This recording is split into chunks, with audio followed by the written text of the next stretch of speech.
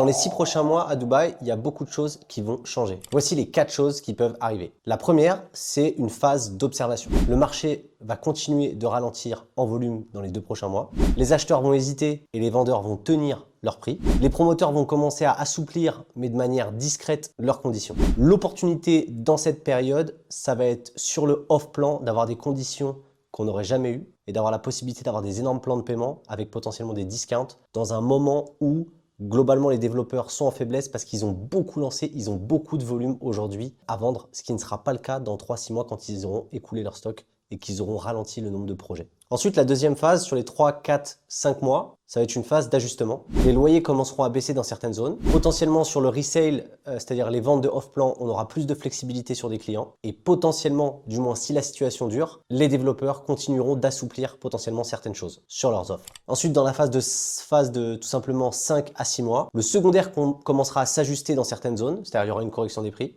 Les premières situations de distress deal potentiellement apparaîtront. Et ensuite, passé cette phase, le marché se restabilisera à nouveau sur ce niveau-là. L'opportunité à ce moment-là, ce sera potentiellement les distress deals, mais c'est à condition que le conflit soit encore là. Sur des projets très spécifiques où des gens ont acheté dans l'idée de flipper et n'ont pas les moyens de payer. Et il faudra avoir les reins solides parce qu'il faudra être capable d'apporter énormément de cash pour reprendre les plans de paiement de ces gens. Pour finir, en termes de fil rouge, à court terme, les opportunités majeures, c'est sur le off-plan et la négo qu'on peut avoir. À moyen terme, ce sera encore sur le off-plan et un peu sur le secondaire. Et à long terme, potentiellement, si ça continue, ce sera les distress deals. Est-ce que vous êtes d'accord avec ces hypothèses? Qu'est-ce que vous en pensez? Donnez votre avis en commentaire.